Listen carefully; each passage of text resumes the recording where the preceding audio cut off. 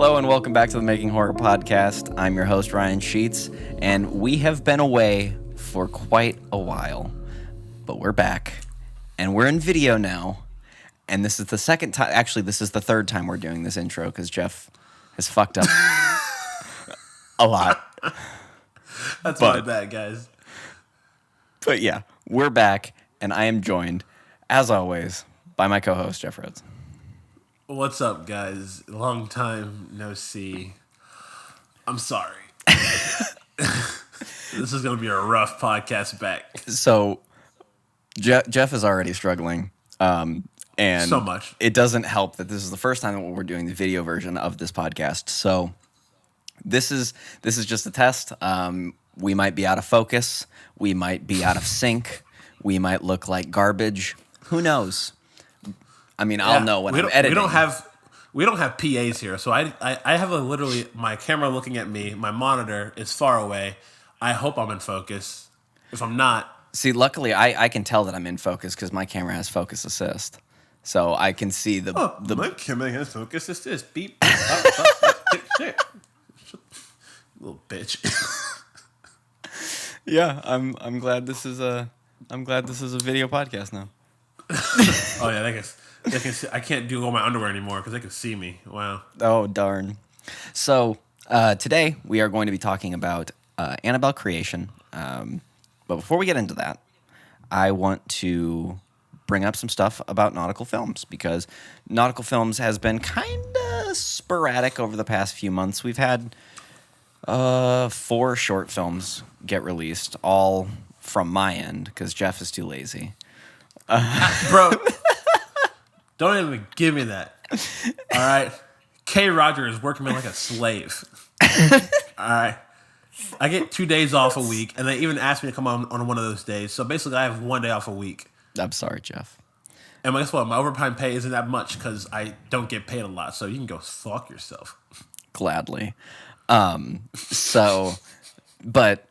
we've been a bit sporadic because we're working, our own separate jobs, and we're doing a lot, and we try to make nautical films content when we can, but YouTube isn't our full-time position. It's not our full-time job as much as we wish it was.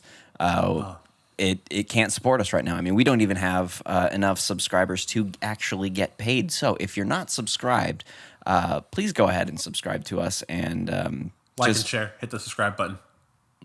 Like, share, comment, and hit that notification bell. At least, like a YouTuber. At least I didn't. Yeah, well. Good job. Well, that's what we're going for. But we decided to bring the video podcast to life because we want to start posting more stuff to the Nautical Films YouTube channel. So this might be all that you get in between short films. I do intend on bringing back Making Horror as an actual show. And I know when I'm going to do that and what the episode is going to be about. It's just going to be a little bit farther down the line because I've recently moved. I've recently changed jobs, so I'm working full-time in video. I have other things in my life have changed. So I have less time, but I am doing all that I can to constantly be creating content. And on that note, we are shooting a short film. The first day of shooting is on this Saturday. The title is The Wailing Letter, and it's going to be a lot different than anything that we've made before. It is horror, so all of you horror fans that like what we've done in the past, you will still really appreciate this, but it's going to the production value and overall tone of this film is going to be much different. I'm very excited. I think that this film has a lot of potential, so I'm not going to say too much about it. But we're working on that, and then right after we get done with that, we are what is with that face? What? Your face. You were just. I'm ignoring you. Please do. No one asked you to comment. Anyway, so then right after we get done filming The Wailing Letter, we are moving on to another project. and there will be more on that once that project starts seeing some actual production. Yeah. And then, Jeff, is there anything production-wise on your end? So, yeah. Jeff and I don't also talk much. Yeah, it's only like to make fun of him. Or I was like, "Hey, you see Avengers?" And he's like, "Don't tell anything." Actually, it's the other way around. 'Cause you saw it first. But come on, it's been a couple of weeks. You should get over it. It was still a lot. It was. But That movie hurt me 3,000.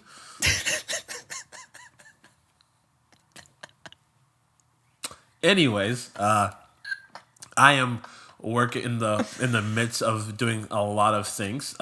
As you have noticed, as Ryan said, I don't put out a lot of videos or short films because K. Roger, if you don't know what K. Roger is Kroger. Just a slang. So what people in the biz call Kroger. Shut the fuck up.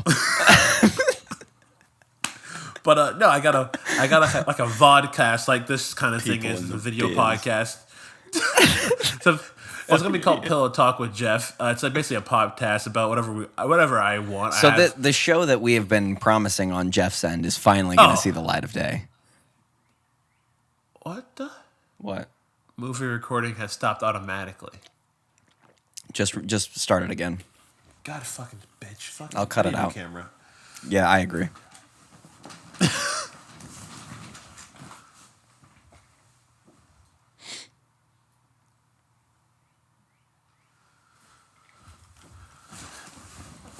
Okay. You need something with no record limit. Can you adjust that in the settings on Canons or no? You can, but it's actually dependent on the actual camera model. Damn. Well, I'll just go back in and I'll say it faster. Yes, I'm basically working on a podcast like this. It's a video podcast, kind of a talk show kind of setting. It's called Pillow Talk with Jeff. I know I've been saying, back in November when we first started this podcast. Yeah. Something's coming. Yeah. Untitled Project. That's that same show. I've been working with producers here in Indiana, which this isn't LA. This isn't like Atlanta. There's not a lot of producers. So it's a friend of mine who actually has the resources, like the podcast recording equipment, working with him to get that whirling. We actually shot some promotional stuff. And so we're going to be, that should be coming shortly after I get my side of the end of the production going. I'm starting like a vlogging kind of a thing. I know it's kind of a bailout YouTube kind of thing, but I feel like, it fits a douche. Yeah, I'm running with that. I'm a douche.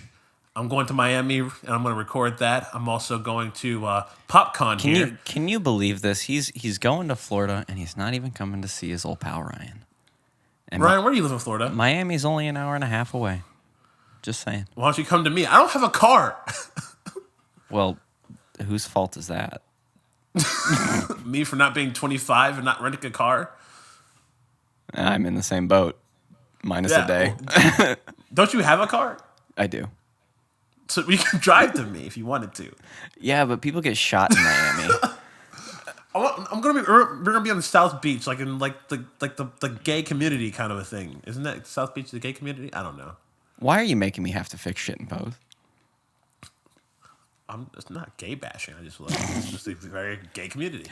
Anyways, yes, I'm starting the travel vlog thing. I'm going to Miami in a couple of weeks. I'm actually going to PopCon in Indiana, and I want to record my quest to stalk and find Jason David Frank and give him a kiss in the cheek. That is my goal. Okay. And those of you who don't know who Jason David Frank is, if you can't see it, he's the White Ranger, the original White Ranger. He's going to be within 100 miles of me. You bet your ass I'm going to go find him.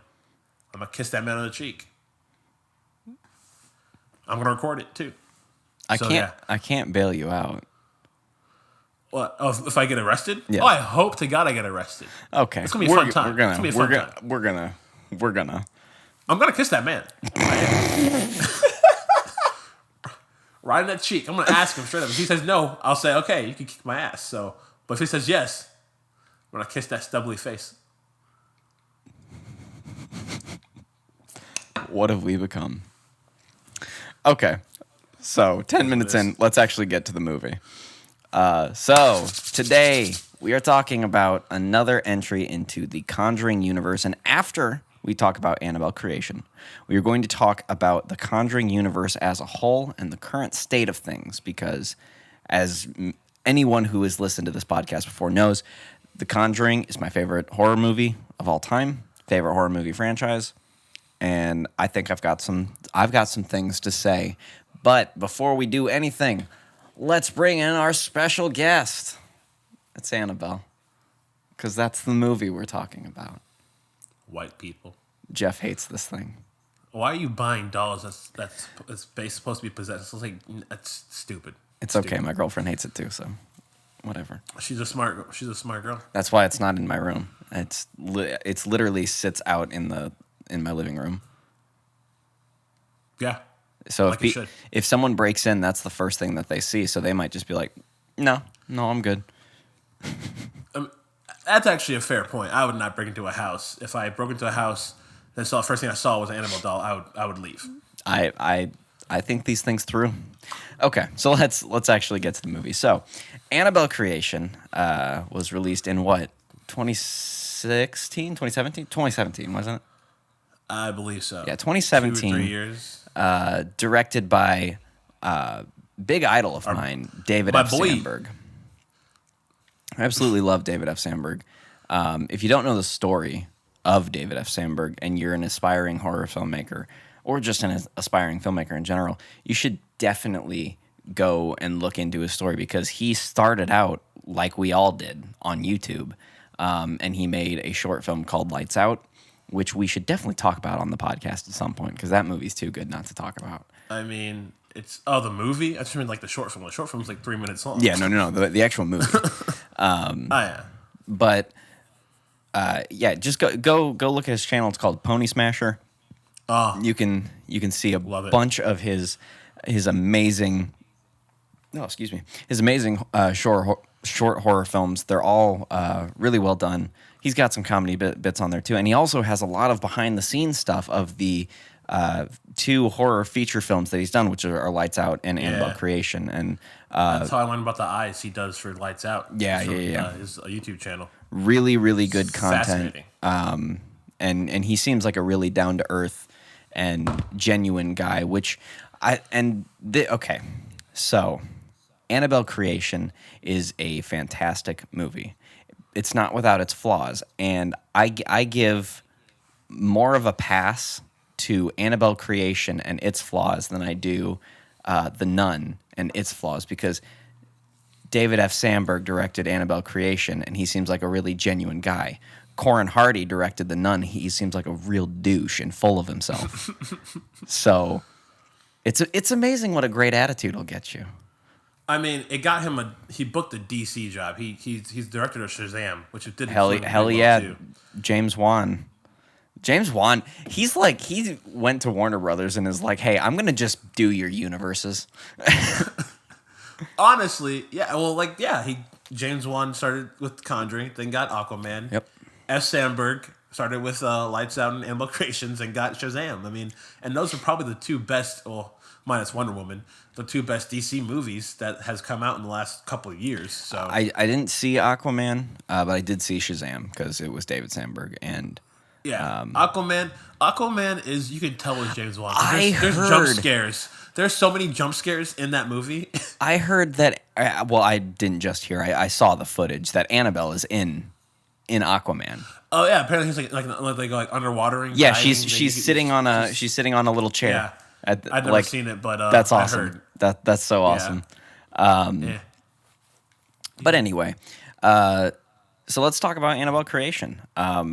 I would put this at probably number 3 in the Conjuring universe movies. Wait, what? So Conjuring 1, Conjuring 2? Yeah. I put it second over Conjuring 2. Okay. I like this movie a lot. Yeah, as for horror movies go. Yeah, it's a good horror, like it's a good entry into the Conjuring universe, and it's a really good apology for the first Annabelle movie. Okay, after watching, I've rewatched Annabelle. I do not think Annabelle is that bad. It's not. It's not very scary, But it's coming not off of bad. The Conjuring, and Yeah. then you have Annabelle, and Annabelle's like a really like scary part of The Conjuring. So people are like, oh my god, it's gonna be a scary movie, and I kind of just fell flat of that hype, and just the general like there's some scary moments in that movie, but I feel like Annabelle Creations just ups it Yeah, so much yeah. more. It- Like the layout and just like in the story it tells is actually pretty interesting too. Because I actually kind of care more about these characters in this movie than I did in Annabelle, the first one. Absolutely. And I think the main reason that you find yourself caring more about these characters is because they're kids, and you True. know, And they're orphans. yeah, they're kids, they're orphans. One of them has polio. Like, damn. Yeah, like absolutely damn. And I really love the tone setting, like really quick, in this movie, where basically, I mean, within like what 10, 15 minutes, a girl gets hit by a fucking car. Like they don't shy away, and I really like that they just straight up were like, yeah, this is gonna be that kind of movie, and You think it's all nice and happy, and then boom. you know it's not Girl gonna gets be hit nice by and a car. happy. But yeah. As you said for tone, I don't know if you've seen this movie before. I mean, well, if you have, we're probably gonna spoil the crap out of it. So pause and go watch Annabelle Creations if you haven't seen it. Yeah, my girlfriend literally is not going to watch this on YouTube. Because she hasn't seen Annabelle Just- Creations. Yeah, she hasn't seen it. I'm like, we gotta watch it. Yeah, watch it. But like, as for setting the tone, like you said, like setting up like what kind of movies it's gonna be. I have this in my notes. If you watch the movie throughout like its entirety and watch it again, like the first couple of minutes of that movie, like they show you the like Ryan said, the girl has polio and like her room's upstairs. But he has his wife, the guy whose wife, is there, has like a walking problem too. So they install like this little chair for like the lift thing from the stairs. Mm-hmm. And then after that they show you the dumbwaiter and the sister's room. They set everything up so well. They tell you, they literally say these are tools that aren't like we're gonna scare you with later. Yeah, like it's and like we're gonna scare the it's like, hell out hey, of you with this remember later. this and remember that, Yeah, exactly. and remember this and remember that. Because guess what? Because later in the movie, like there's like a whole scene where like a whole thing where she's trying to get out of the chair because she's going upstairs to like this. Yeah. I'm skipping ahead, but yeah. I mean, like, we're gonna sets it up. jump all over because we haven't really prepared very well for this, so it doesn't matter. Fuck it. nothing. But yeah, absolutely. Like I love the way that David Sandberg sets up everything. Well, I guess that would also be the screenwriters more than David Sandberg. But True. but regardless, the filmmakers decided that that they were actually going to preface all these scares by showing you them early on in the movie, and then just like really scaring you with it later. And some of my favorite things about this film are it's like it took a lot of stuff, and Lights Out did this as well, but I feel like more so Annabelle Creation took a lot of different ideas, like small little things from David Sandberg's short films, and actually put them into this movie, because one of them is when Janice is her name, is in the daughter's room, and she sees a figure cloaked over with the sheet, and then it stands up, and then it starts walking towards her, and then it like steps over, and like the cloth reveals that no one is actually there. That's from David Sandberg's film Attic Panic, and then there's the bit in the barn later on where the light bulbs start unscrewing themselves. And that is also from that short film, Attic Panic. And I think I've seen Attic Panic. And then there's also a musical cue that David Sandberg did himself on a MIDI keyboard. I believe it's also in Attic Panic. And Benjamin Wallfish, I think is the composer's name, he did this and It. And and he took that little musical cue and then layered that into the actual score for Annabelle Creation. So there's just little things that I think there's a reason that he was hired, and like if like they see like, hey, this is pretty cool, like why would you not incorporate it into your horror like film? these are some cool ideas, makes sense. it's nice having those callbacks, you know. Oh yeah. Like it's just for like fans like you, like, yeah. like, oh, I watched your thing. I know where that's from. Yeah, mister. absolutely, Mister. But yeah, I really love David Sandberg. I think he's a really talented filmmaker, especially when it comes to horror.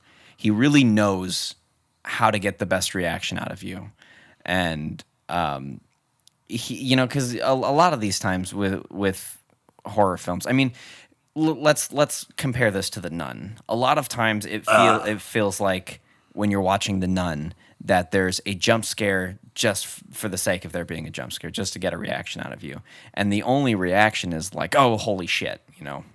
Yeah. But with David Sandberg, it feels like his jump scares are more calculated and more there's more reason behind them. Like they drive the story more than just to have a scare. Like if he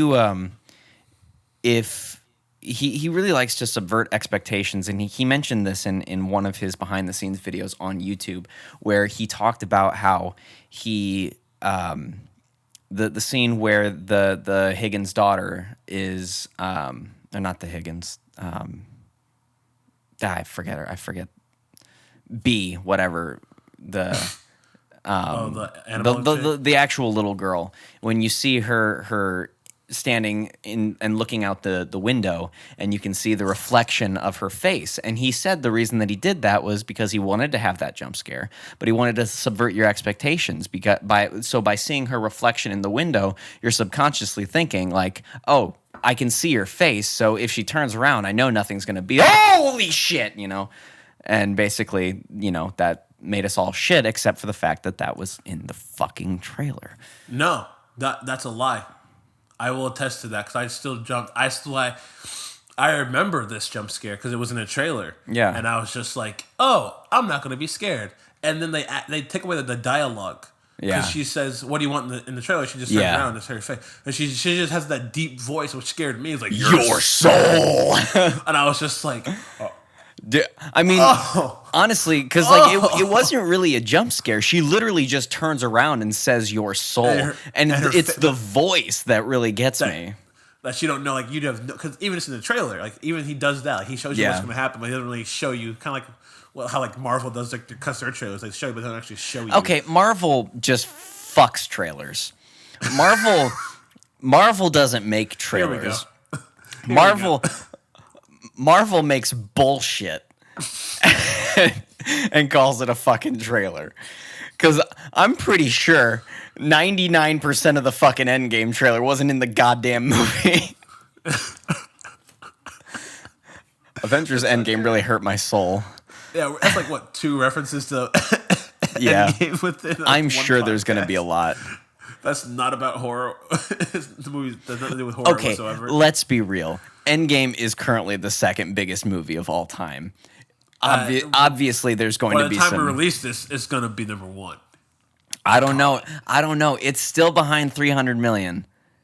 Honestly, Ryan, I might be ashamed of this. I literally bought a ticket and I didn't see the movie. I am so proud of you. I've only seen it twice in theaters. I saw it once on opening night. I saw it once in D-Box, and then I was... Ooh, you saw it in D-Box? How was that? Oh, actually, it's not really worth it, because like it's only worth it for like the first couple of minutes of the movie and the last battle scene. But we're in a battle scene. It's like, because most of it's just like, you know, it's like them talking, like it shakes here and there during like the whole time travel stuff. Yeah. Spoilers. But if you haven't seen Endgame by now, shut the fuck up about spoilers. The Russos gave us permission. True. But yeah, no, D-Box. But no, I bought an extra ticket. I was like, hey, maybe someone will want to go with me. But I was like, I'm going right in the middle of the day. So so I texted around like, no, I don't want to go. Like, all right, cool. So I bought 2 tickets to that showing, but no one else went with me. So I just went so you bought it? Nice. Yeah. So I bought an extra ticket for no reason. I was like, you know what? I hope it beats Avatar. So I was like, you know what? Fine. I want it to be Avatar. I really do. And if you're one of the people that says that this movie doesn't deserve to beat Avatar, fuck you, 3000. I like that. Fuck you, 3000. Fuck you, 3000. That's funny. But back on track. It's good to be back, right? Just going off on tangents. Absolutely. About That is the only reason these things actually last an hour. because we go on tangents. Yes. So that has nothing to do with anything. Yes. But anyway, yeah. So David Sandberg really good at subverting expectations, and he's really good at just piling on tension. Like just it just keeps going, and like the last third of the movie is just constant. Like it just does not let up. There's never a moment to breathe in the last third, which I think is great.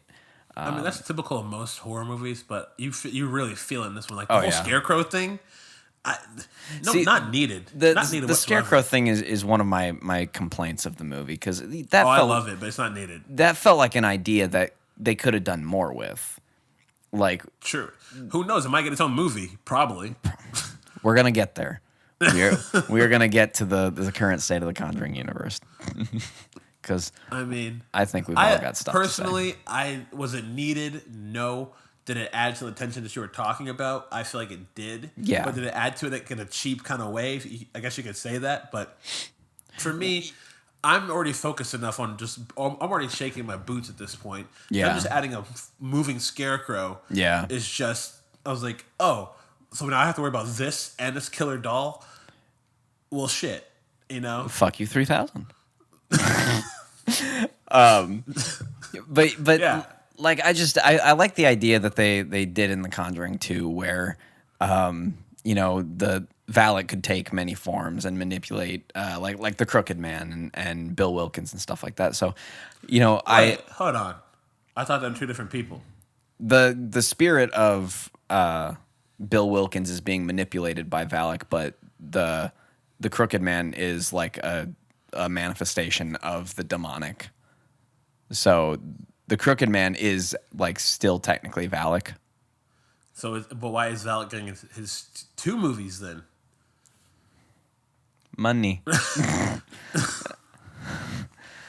what confused me. Okay. Yeah, I mean, you're right. As far as I know, that's the case. Like that's what they say in the movie, that the Crooked Man is the like a manifestation, just being controlled by Valak. I don't know if if they're gonna explain that. Maybe they will. Maybe they won't. Who fucking knows?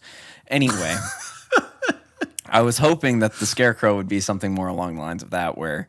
Because I like the demon taking all sorts of different forms, but that also leads me into another not necessarily complaint, but just an observation. Because when you watch the first Annabelle movie, they put a lot of focus on the doll.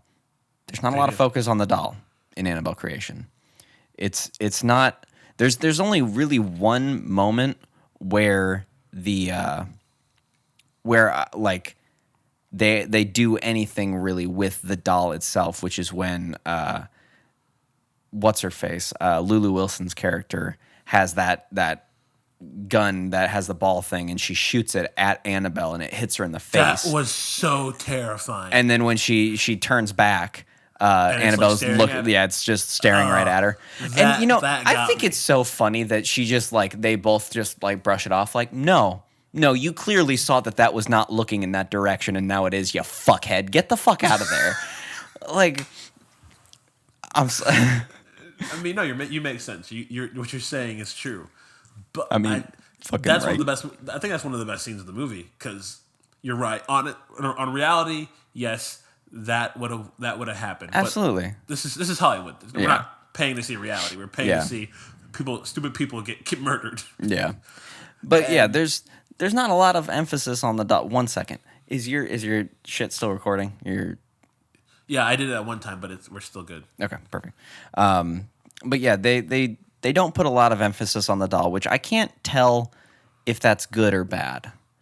I mean, since this movie is critically like as well received than Annabelle, I feel like it's a great idea. Yeah, I mean, great. Yeah. It always kind of felt to me like Annabelle just kind of takes a back seat in this film, which isn't a bad thing. Because when they do emphasize or utilize Annabelle, it is very creepy.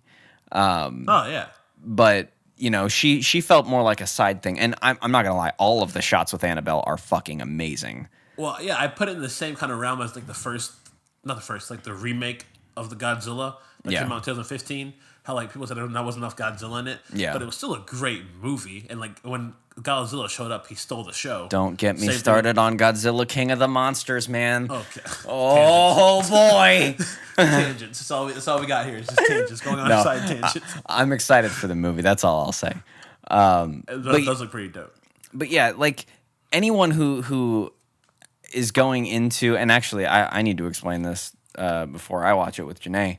Like anyone that is expecting this to be like a Child's Play kind of movie is going to be very, very disappointed because it's you. And I feel like that was something, probably part of the reason why so many people hated the first Annabelle was because they were the doll was gonna. yeah they thought the doll was going to move. It moved. It was used the same way it was in Conjuring. Yeah, The doll never moved. It was just like that weird girl holding in that rocking chair. That's all you needed to scare the hell out of you. And they had a demon in the first Annabelle holding it. Like yeah. And that's but why I say like I think it gets a bad rep. I personally like it better than the Nun. Well, and I think that that's part of the reason why Annabelle Creation did better than. Oh, it stopped. Yeah. Oh, okay. Like right when you 2 minutes after Your fucking camera. But I think it's so bad. you do. But I think that's part of the reason why Annabelle Creation did better than Annabelle because people actually knew what to expect. And they knew that the doll wasn't going to move, that there was going to be a lot of demonic shit, and that they were going to see some pretty fucking scary shit and not be like a campy slasher film. Well, I also think the way that like if we're going outside the movie, but like the way that when it so it's following Conjuring 2. It's following the success of Conjuring 2, the success of the character of Valak. And I don't know if you remember, but in the trailers they show that scene of her in the wheelchair getting pushed. Yeah. And you see a nun. So I don't know what you, but when I first saw this movie, I was like, oh, they're gonna put Valak in this movie too? I like the nun from that movie. Oh, let's see about this. And they announced, oh, it's getting its own movie after Annabelle came out. And I was just like, oh, I'm hyped for the nun. And then the nun sucked ass. Fucking Corin Hardy, man. The Nun's not that bad, but no, it is bad. I don't like it. I remember me hating it more than you did. Yeah, I mean, first podcast. I don't hate the Nun. I've only seen it. I've only seen it the one time. I've seen it twice now, and I rented it on Redbox. It's still bad. I think that it's just a missed opportunity. But again, that's something we'll get into at our discussion at the end. I will say this, kind of like the last thoughts on the Nun. I think the Nun failed where the Annabelle Creations succeeded the most and connecting it to the Conjuring universe. Yeah, there's the Nun that's like gives the connection, but the scene how it connects, the whole crap with the Nun, how like that guy was the guy with the cross upside down, Frenchie. was like. Yeah, it was the guy who was his face was clearly edited in the Nun to make it match the one in the Conjuring. If you watch the two movies, not the same actor whatsoever. But this one, it threw me for a loop. Oh like, yeah, I don't know about and you. We'll get to that. We'll get to that. That's going to be the end of the. That's going to be at the very end of the Annabelle Creation discussion because that's the best part of the movie, in my opinion. For sure, for sure. So no one I saw it with actually knew what was going on. Like I saw it with my sister and my cousins. They're like, I don't get it. I was like, lame. God. Yeah, I mean, I'm related to you. Ugh. But there's really a lot to enjoy in this movie, and and my complaints with this film are minor. There's just a couple of things that I wish that they had done a little differently. The one thing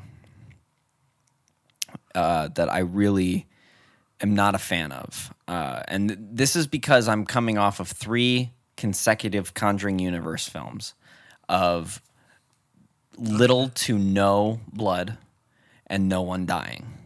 So those are 2 things that, and people can die in these movies. That's fine. But the people that die in this movie, they fucking die. I mean, it is grisly. The 3 people that die in this movie. Okay, I was 2 weeks ago, and I've been watched so much stuff since. Okay, so It's the first the is mom. the little girl, and then is the dad when his fingers are all broken backwards. Yeah, Yeah. I forgot about that. Yeah, and he is like the literal life is fucked out of him. I wouldn't phrase it that way, but I mean, one can choose to say it. when they actually find him, he's like fucked on the floor and just all sorts of dead. Fair. and then- that is fair. Then the mom is literally torn in fucking half. And That's the one I was thinking. That is the Yeah. one that I thought was too far. Just for Really? just for a Conjuring movie. Like There's always been rated R, and I don't understand why they've been rated R. Like all of them. yeah. Well, I know the first one was rated R just because it was scary. Like, and Yeah. I personally love that. Which again, I'll give credit where credit's due. They continue on the streak of, it's not rated R because there's drugs or because there's alcohol or because there's nudity or because there's yeah, like I love that because that feels like actual quality storytelling and not relying I feel like there's on only been 2 movies in the last years that have actually done that. That's been Yeah. scared. Conjuring the Sinister. yeah. Because Sinister is just there's no cussing or anything. Well, there are Yeah. people just dying Yeah. by the Sinister, but they don't show it Yeah. at all. But And yeah, I really enjoyed that. I think that's like it's a good sign. Yeah, I agree. Of a horror movie. Yeah, If I it's agree. just rated R because it's scary. Yeah, and so but yeah, the mom being ripped in half was because she's literally ripped in half and pinned up on the fucking wall, and that's, I mean, like her fucking guts are hanging out and shit, and I was like, you're getting a little too Saw, just pull back a little bit. James Wan made Saw. I know. What are you talking about? I know. But still, you he made get a little bit too James Wan. Is that he what you're made trying the to say? goddamn Conjuring too, and none of that was in the Conjuring. So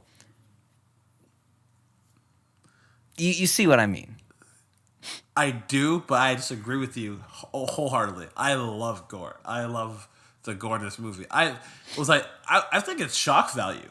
Again, it's with the storytelling. Like you don't like what you're talking about. You don't expect it with like the girl's little face and switching like Yeah. that. Same thing with the mom just being torn to shreds. Like you don't expect it like that. You're like, oh, she's just gonna die, and then just it's fun.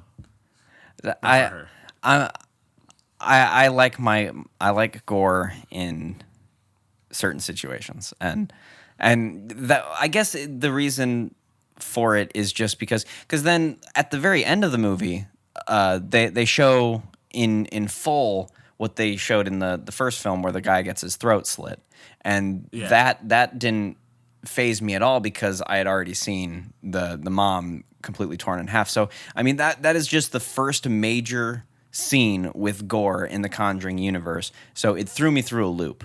And I was like, okay, hold on. Okay, because I don't have a problem with it. It doesn't disturb me. Or like, I'm not like, oh God, oh, gore, how dare you? No, like I mean, slasher films are some of my favorite films of all time. I'm fine with gore. It was just that's the very first time that was in a Conjuring movie. And I was like, oh, okay, we went there now. Okay, all right. I hope we don't go there too much, but we went there. Okay. Yeah, I feel like it's not like a lot. It's not like overdoing it like it's like No.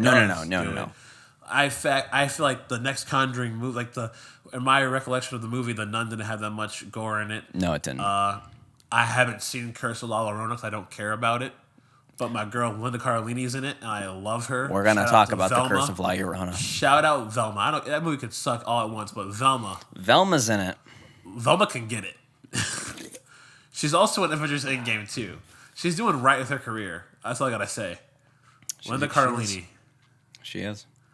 Jinkies. That's all I gotta say about that. Jinkies, absolutely. That she's my Velma. But yeah. I can understand what you're saying. Yeah. Yes, for a little bit, not like you don't want it to, you're scared it's gonna turn into like a gore porn kind of situation if they keep going the route of gore. Yeah, I don't want them to rely on that because that's not what the Conjuring universe is about. Like, that's what Saw is about, and that's fine. I have no problem with Saw.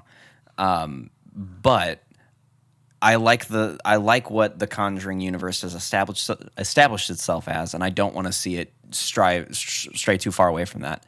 But we will get to that in our Conjuring universe discussion at the end of this, because I'm worried.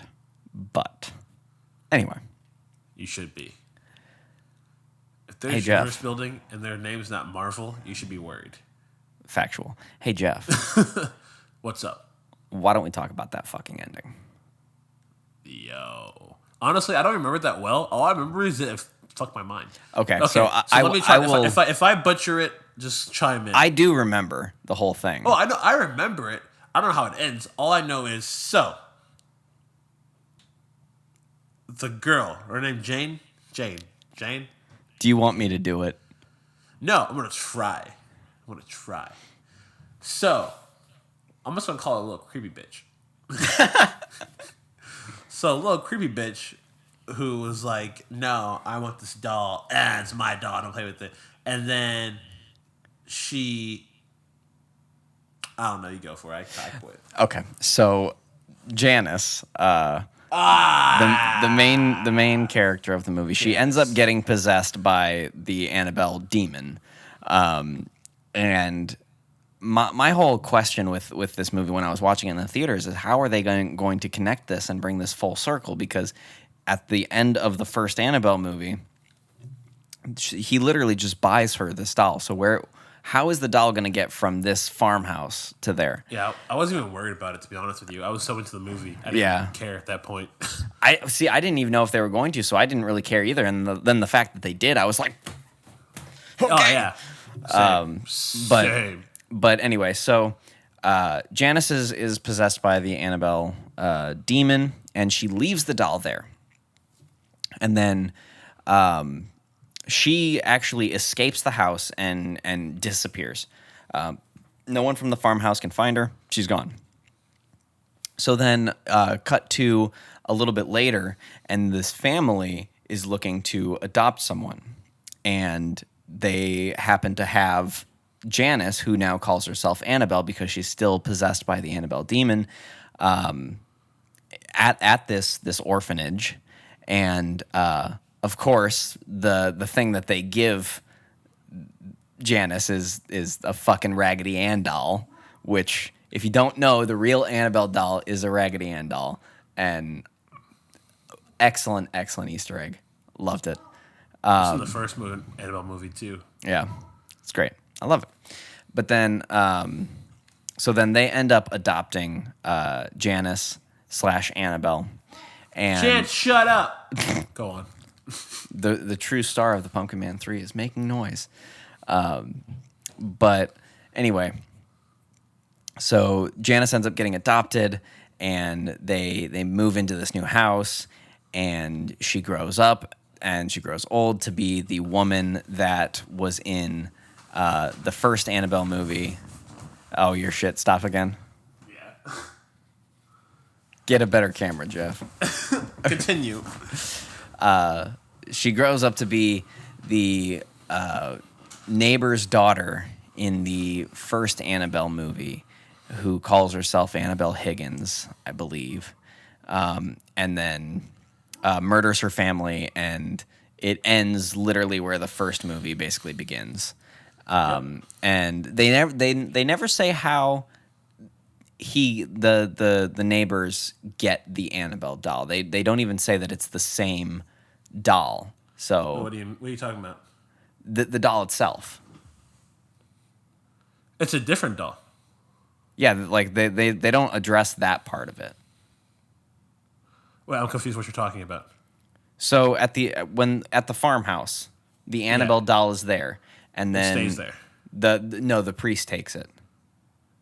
The priest takes the doll and is like, they kind of played it off as a joke because he holds it up and he's like, "Which one of you wants this?"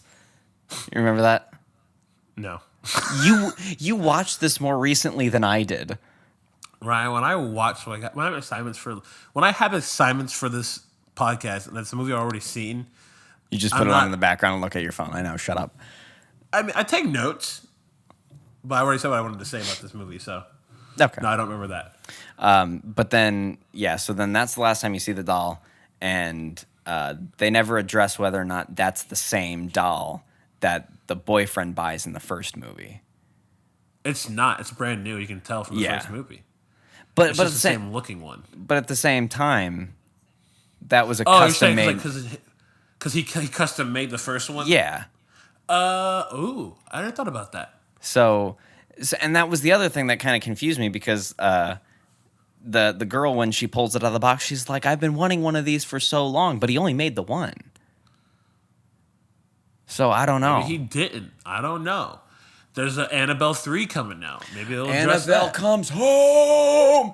It has my boy yeah. Pork Chops in it. Not Pork Chops, Sideburns.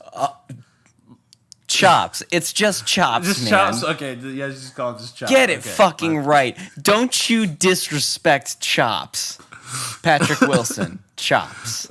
Patrick Wilson. I recently watched Watchmen for the first time, and I just laughed the whole movie time he's on screen because I was just like, Hey, it's Chops. I just pictured you and Jorge's voices in the background, just like, hey. Chops!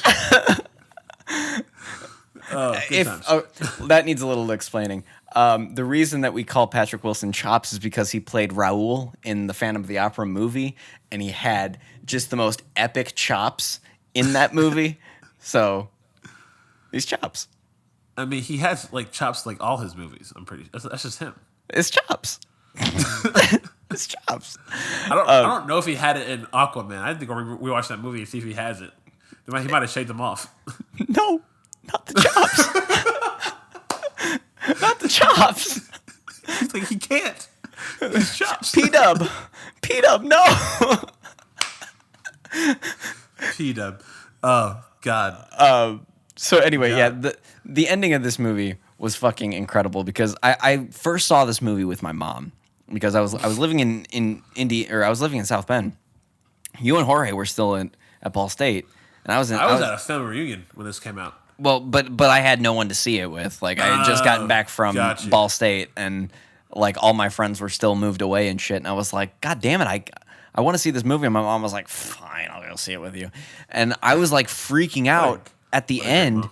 and she's like, what the fuck are you freaking out about? I'm like, Mom, you don't understand what's happening right now, but I do, and my head's exploding. I think me and my sister are the people that like knew like around us like the connection because my cousins were like they're also small. They're like Yeah. And me and my sister Morgan were like, oh, we were like, dude, but it also scared us. Like after this movie, I wanted to just go straight to sleep, but I couldn't because I had a bunch of drunk family members in my room playing some game called Faces, getting shit faced.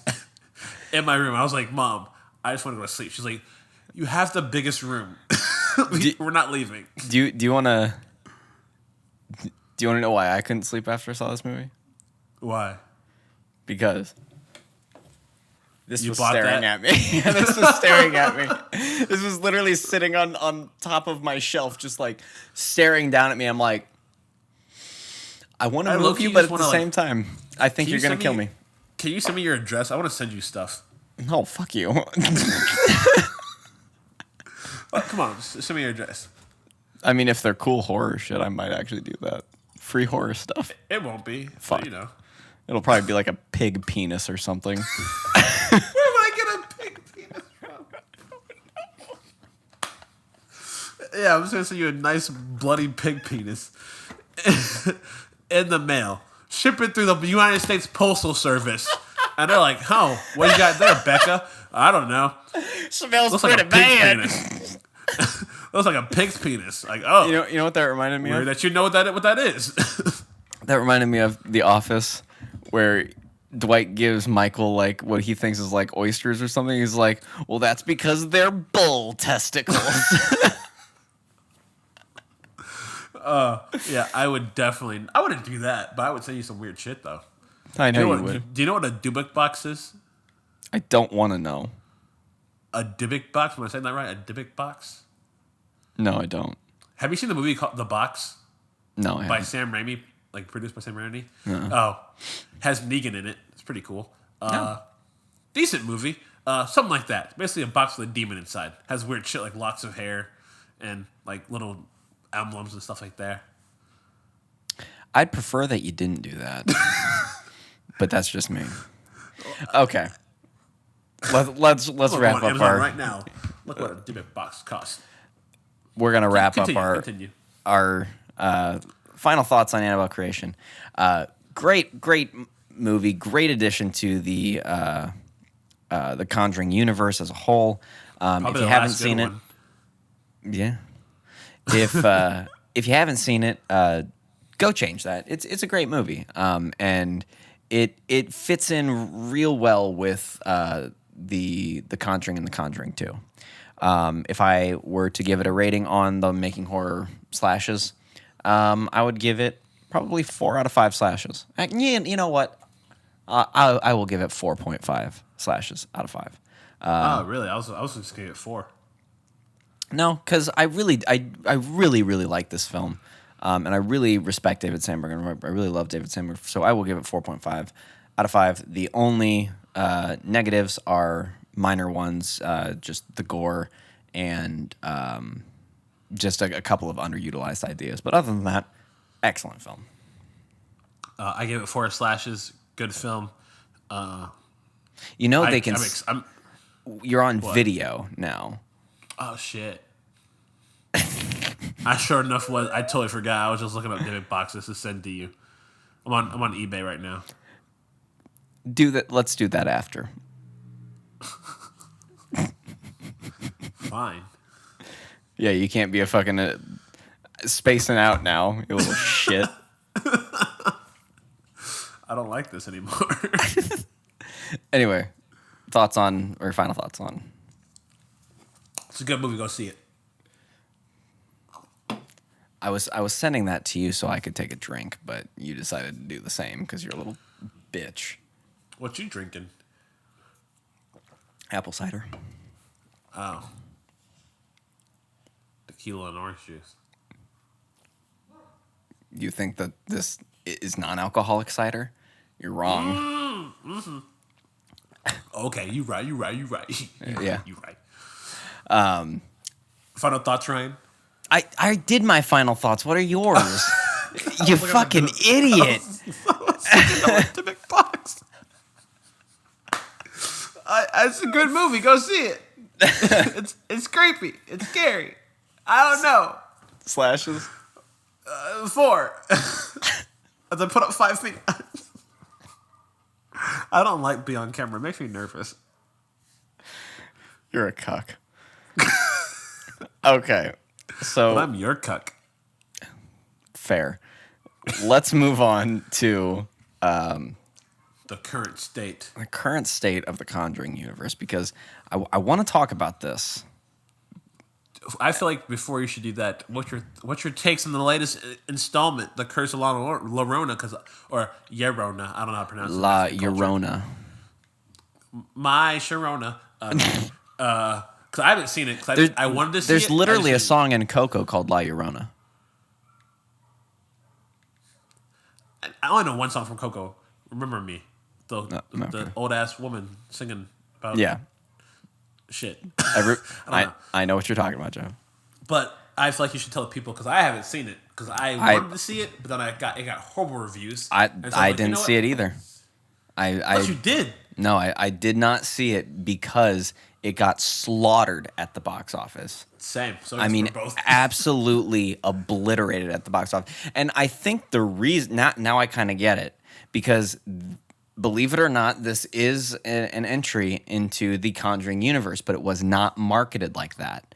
They gave no indication. They even because on all of the promos for The Nun, they said the darkest chapter in the Conjuring universe, and even with Annabelle Comes Home, they're marketing it as like the home of the Conjuring universe. It was just from the producers of the Conjuring universe, but it is in fact a Conjuring universe movie. But they didn't market it like that at all because I guess the studio saw it and was like, well, that's fucking terrible. But you do know it still made its profit back. It still made money. Oh yeah, absolutely.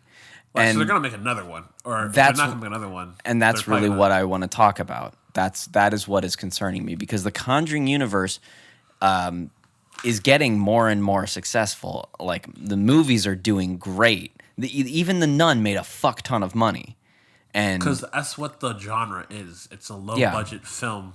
But that's what I'm saying is, like, that's what is killing me, because you have The Conjuring, fucking amazing movie. Annabelle, I believe underrated movie, not the best, but underrated. The Conjuring 2, really fucking amazing. And then you have Annabelle Creation, really fucking solid movie. And then you get into The Nun, and then it's almost like the studio started to realize that, okay, if we just put the Conjuring universe on this, the movies will just fucking hell. Continue your thought process. I will, but it's like the studio started to realize that if they just put the Conjuring universe on, any promo shit, people will go and see it, and it's true, people do, and they're putting less and less time and effort into these movies. That's just good marketing. It is. It's a good business standpoint, or a good business move, but it sucks, because I love this series so much, and I hate to see it go down the route of every single slasher series. I wouldn't say just even slashers, horror in general. Yeah. Like most horror movie franchises, the first couple, I feel like every single fall off happens in the fourth movie. Yeah. Like the fourth installment of like this franchise, because I feel like, let's see, Halloween. Yeah. Actually, I actually like the fourth Halloween. Yeah, Halloween 4's great. But five is and bad. 6, yeah, 5, 6, bad. They're horrible. Friday the 13th. Well, the first Friday the 13th. Okay, let's be real. I'm gonna be honest with every single horror fan that's watching this, and I'm even wearing a Friday the 13th hat. There's not really a good Friday the 13th movie. I mean, there really isn't. I don't really watch them. I think I've seen part 1 and 2, and that's about it. If you've watched the original, like, they're fun, and I enjoy them, but there's not one that's like, that's it. Because, like, you look at Nightmare on Elm Street and Halloween, and the Scream. I mean, you look at those movies and you're like, okay, yeah, the first one was amazing, but you can't say that about Friday the 13th. And you can't say that about the Friday the 13th Part 2 or Part 3 or Part 4. And it's only actually in the later films where there's like a little sweet spot where they almost got it right, but then it. What number is that? Like 5? I know it was when the Tommy Jarvis storyline started, and that's some of those movies were like, okay, I actually dig this. I know who Tommy Jarvis is. Yeah. I didn't expect that you would. I mean, and the sad thing is that the most well-made Friday the 13th movie is the one that Michael Bay produced. Wait, are you serious? Like one that came out when I was in high school? Yeah, there is no Friday the 13th movie that was taken as dog shit. Absolutely. It was, but there was no film, like no Friday the 13th movie before that was taken as seriously as that movie was. I didn't know that. I thought I always pictured that Friday the 13th one of like the on the Mount Rushmore of horror movies, like Nightmare on Elm Street. When it comes to slashers, you look at the icons, and it's Freddy, Jason, Michael. I mean, those are the 3 big slashers: Freddy, Jason, and Michael. But when it comes down to it, when you actually look at those movies, the Friday the 13th movies, they're not very good movies.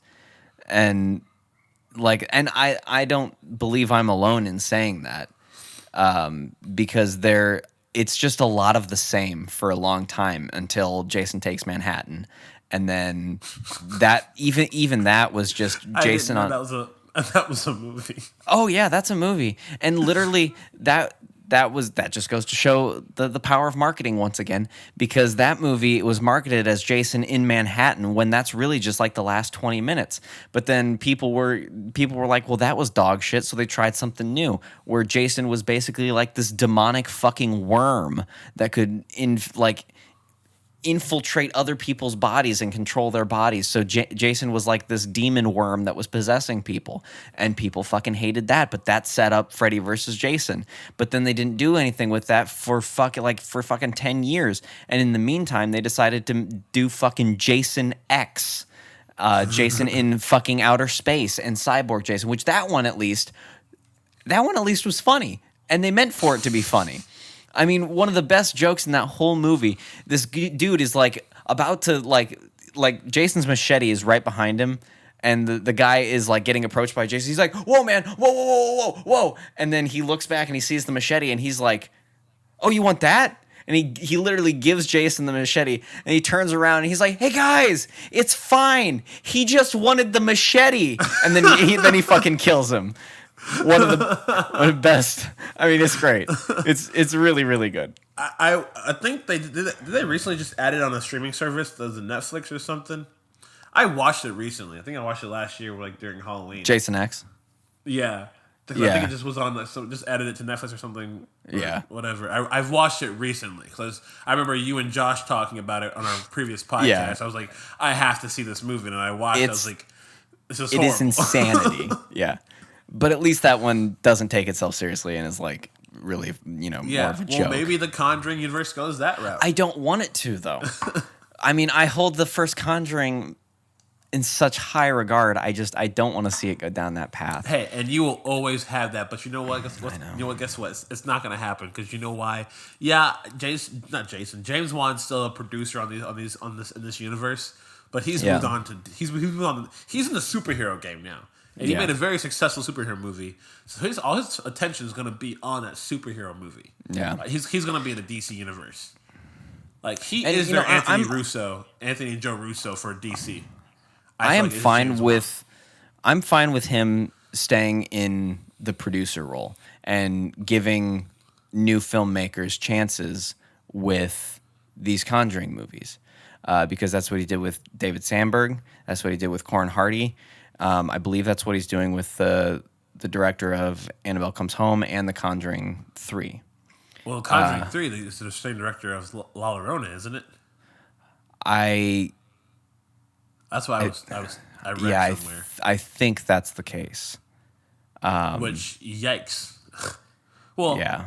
But the writing, I believe it's being written by the original writers of the first two Conjuring movies. If I'm not mistaken. I could be wrong on that.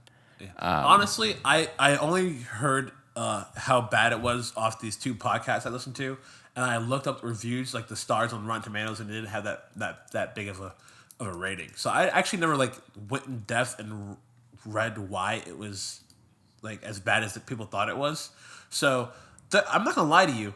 I'm that person who people say this is a bad movie, and I will watch it myself and say, hey, that's a good movie. Yeah. I mean, I do it with the Transformers movie. Transformers 2, Transformers 5, horrible. I will stand up for Transformers 3 and 4 a little bit. Mostly the third one. The third one that I actually enjoyed. The fourth one was alright. But there's a lot of movies out there that I've usually liked and other people just crapped on them. Okay. Like Solo. Have you seen Solo?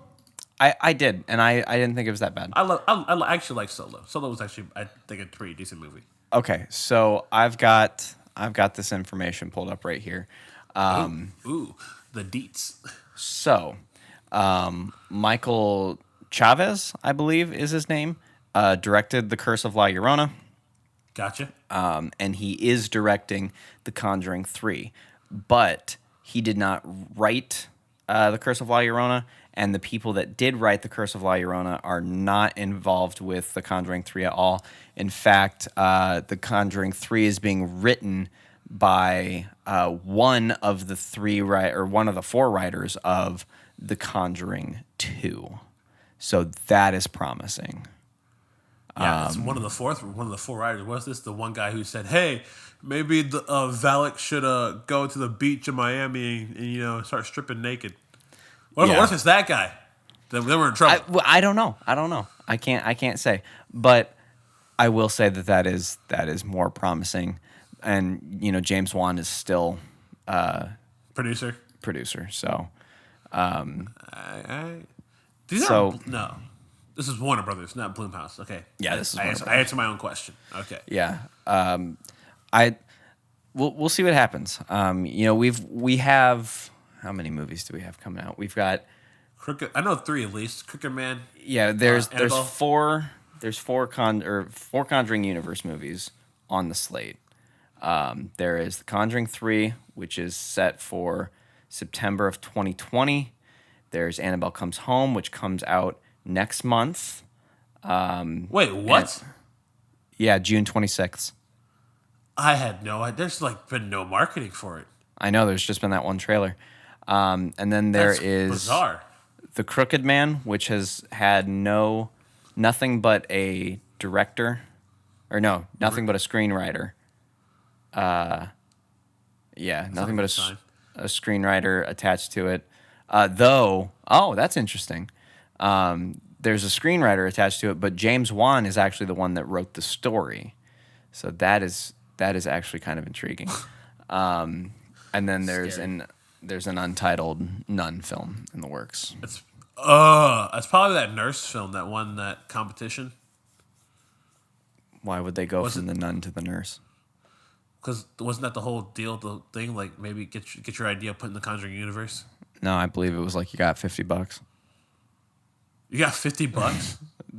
Yeah, I mean, we tried to get $50. I can get my mom to give me $50 if I actually wanted it. The dude did get like calls from producers and shit. I don't know if they're going anything with that, but they are. I guess it is a good way to put your name out there and everything.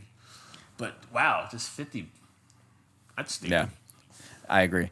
But anyway, so there are still 4 Conjuring films in the works, 2 of which I know for a fact are going to see the light of day because, Annabelle Comes Home, that's next month.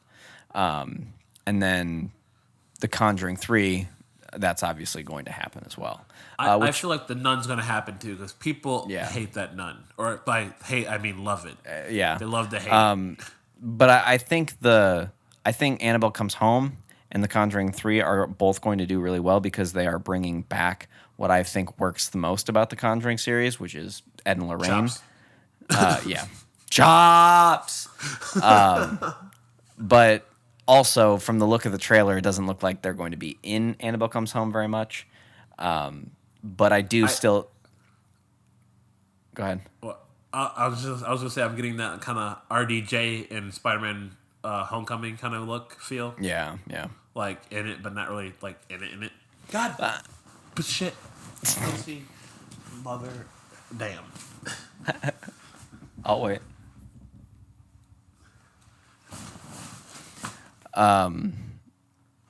Nice. Thank you. Yeah, I'm kind of getting a similar vibe. Just like I think they'll be in it, and more towards the end they'll play more of a prominent role. But I think it's about their daughter, correct? Yeah. All right, just making sure. I do think that they are. I think it's going to be like. It's going to feel more Conjuring than Annabelle and Annabelle Creation, which I'm excited for because it takes place in the Warrens' in their house, right? Yeah. Oh, just from that trailer, from that friend going into the closet, I was like, oh, not the closet, but like the demonic room. Yeah. I'm just like, you a dumb hoe. I love how Judy Warren asks, "What else did you touch?" And she's like, "Everything." Like literally the one thing you're told not to do, and she's like, "I'm gonna touch it all." Jesus. Kids suck. That's all I gotta say. Oh my gosh. But I'm hopeful for at least the next 2 films that are going to come out in the Conjuring universe. Conjuring. I have high hopes for The Conjuring 3. I have high hopes. I rely mostly on brand name. I like the brand name of Annabelle. I would not put any of those movies below like a 50% or a 60% on my list. Like for like out of 100 kind of a grading scale. I agree. I trust the Conjuring series wholeheartedly. The Conjuring, like I feel like they're gonna take care of their main product. Like, Absolutely. The Conjuring 1 and 2 were good, so they're gonna make sure definitely a Conjuring 3. And I think you told me this earlier, like that, like early rumors said that it was gonna be about like their werewolf case.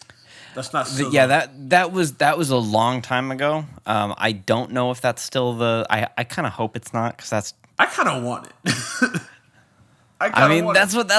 We're starting to creep up on Jason X territory there, and I'm like, let's not go too. No, I want it. I think it's bizarre enough that if they pull it off, it could be a really good movie.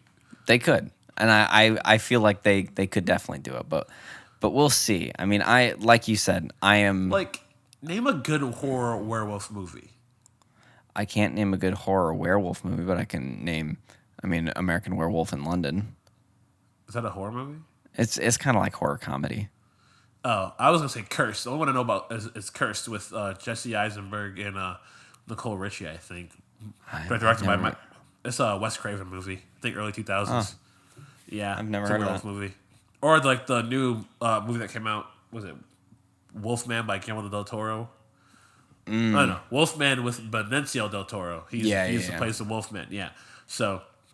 Yeah, I'm like, there hasn't been like a good Wolfman, like a werewolf kind of movie, and long, like. I want to see a werewolf movie. I'm an old fashioned like that. I think werewolf. I love Thriller. It's a great movie. It's a great music video. Like You can call Thriller a movie. I won't judge because it's basically a short film. It's got Vincent Price. Yeah, You had me sold. I just think a werewolf would be interesting. It would be different, and it's still like supernatural. It's like, I don't know. Yeah, we'll see what ends up. I'm kind of over like the whole demon aspect of horror movies nowadays. Like I want something different. That's why I'm excited for the new Child's Play movie because it's a today's technology. It looks so good. It's just like you don't like it. Mark Hamill. It looks Mark so Hamill. good. Come on, Mark Hamill is the voice of Chucky. I swear, if that movie tanks, I will lose all hope because literally they are doing everything right. But you know what it's against, right? That weekend comes out. Toy Story. Yeah, I'm gonna see Toy Story 4 because man, I cried the last one. And Tom Hanks, I'm gonna cry again. If Tom Hanks says I'm gonna cry again, I'm gonna cry again. I will see Child's Play after I see Toy Story 4. I'm gonna be completely honest. I'm excited for Toy Story 4. I can't wait to see Toy Story 4. The trailers have done absolutely nothing for me. Really? Not even the one with Key and Peele. I mean, it was funny, but I was like, yeah, exactly. That's all you need. It's funny. Like the one like full length trailer that they released just felt so choppy and out of place. Like it was really disjointed and shit. And I didn't. I loved it for that Forky character. He was like, "Why am I alive?" I lost it. I lost it. I completely lost it. I was like, dude, facts. Like, why are we alive? Like, look at this little fork asking the real hard questions. Like, why am I alive? Like, I am meant for soup and sometimes chili. Okay, like I'm not supposed to be a toy. I was like, dude, that's hilarious. Like, I'm excited. But yeah, I showed you the whole campaign market where they had like him. Yeah, like, that was great. Yeah. What did it say? It was like, that was. I'm gonna find it. It was actually really good. Did he say there's a new sheriff in town or something? Yeah, there's a new sheriff in town. It's like like Woody hat like dragging off something like that. I mean, but no, they're doing everything right with that movie because it's a remake, and the fact that they are. This is the one time where I'm like, yes, this is an idea that you're improving on the original idea because that is more scary in today's modern society with like basically a doll that's an Alexa that comes alive and fucking kills you. Yeah, because it's called, the original one was called a Buddy doll in like the old movies. Now this one's called Buddy with an I. And people are like, oh, it's like an iPhone. The original was called a Good Guy doll. Was it a Good Guy? I thought it was called a Buddy doll. No, this one says Buddy with the I. They're talking about like how it's like the I stands for like iPhone. It's supposed to be like more technological. But like, I just think it's gonna be a doll that kills you. It's a great story. I mean, I think that absolutely, like if Child's Play were made today, that is the story that would have been told, not the Charles Lee Ray story. And with Mark Hamill as the voice, and I mean, that's all I need right there. That's literally all I need to go see this movie. Plus Aubrey Plaza's in it too. If that movie isn't critically acclaimed, I will be very upset because, I mean, it might. Who knows? I mean, we'll see. But remakes don't do good apparently in today's day and age, except for it. But it was like a made-for-TV movie. Yeah, so it wasn't technically a remake. Let's talk about that trailer for a second. Oh, before we leave, we go. Like, we're ending with the It trailer, chapter 2. That trailer got me feeling all sorts of things. I was just like, "Yo, who's this hottie in the background just dancing?" Like, she got the moves like Jagger. What the fuck, Jeff? What the fucking fuck? You fucking sick. She's an old goddamn woman. What is your fucking problem? She got the moves like Jagger, you fucking... But you know what I'm talking about, right? Where she's like looking at that picture. She's like, I lost it. She walks away and she's like, there's like the whole look back thing. I was Pennywise. I was on Xbox with Connor when he was watching it, and I was hearing his live reaction. He's just like, "Why is she naked?" Why is she not naked? is the question. But every time they were like the old lady was doing shit, I was like, "Oh shit, Pennywise forgot how to human." Well, no, can we please talk about that long ass pause that was so nerve wracking? That's one of the things I'm talking about. I'm like, "Yep, Pennywise is malfunctioning." Because I thought my screen froze. I had to like look at my time. I was like, "Oh no, it's still moving." This is just an awkward ass pause. Yeah, they did a YouTube live premiere for it, and I was watching it live, and I was just like, did the stream fuck up or something? And she just goes, so anyway, I was like, fuck. But no, I'm liking how some of these movies are doing like scenes from like trailers. Avengers did it with Tony Stark talking to his thing, basically the scene itself. And like, you know, this is doing it, and then it says like the first half of the trailer is a scene. Second half is just like bits and images, like what you want to see. And then the second half of the trailer really felt like an action movie trailer. Like, it did not feel like a horror movie trailer at all. And I was like, that was a weird shift. But that lasts a little bit with Pennywise. You got the beautiful, the reluctant Jessica Chastain. I love her. She is a goddess amongst men. We got my boy, the man of many voices, James McAvoy, Professor X himself. You got the Old Spice guy who rode a horse backwards. Check. You got my boy, Deputy So-and-so from Sinister in this movie. And then you got the boy, Bill Hader. Like, that's an all-star cast right there.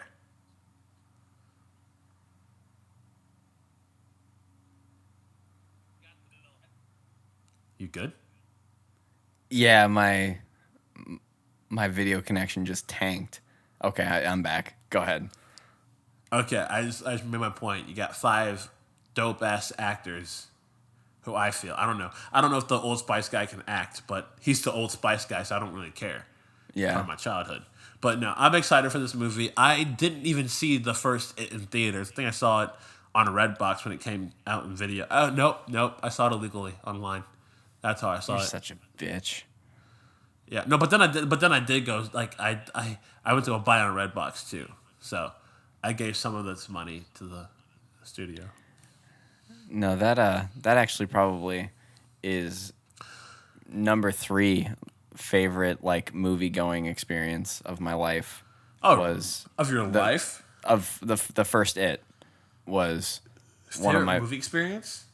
Yeah, because I saw it opening night in a tiny theater in Chicago with Connor.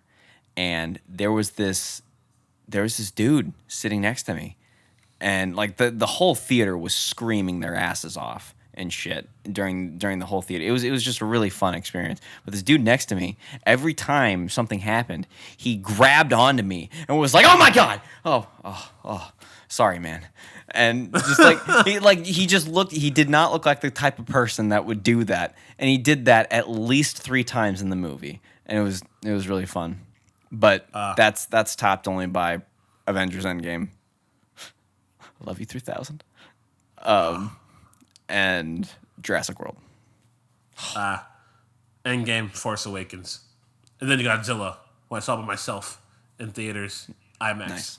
3D, amazing. All right, we need to wrap this up. I have a dead but that battery's almost dead, and it just stopped again. So Okay. let's just wrap it up. Sounds good. All right. Well, that is our discussion on Annabelle Creation. So if you haven't seen it, go ahead and go see give it! Yeah, do that. And that is also our thoughts on the current state of the Conjuring universe. We're going to try to keep on doing the podcast once a week. Try. Try is the key word, so you can't actually rely on that. But hopefully... When can you ever rely on this? Hopefully, yeah, for real. You'll get nautical content when we give you nautical content. When we're damn good and ready. But you should have a little bit more of a tease of what's coming with nautical films with our new short film, The Wailing Letter, this weekend. There'll be some behind the scenes pictures and stuff like that, so you can look forward to that. But until next time, try not to get scared.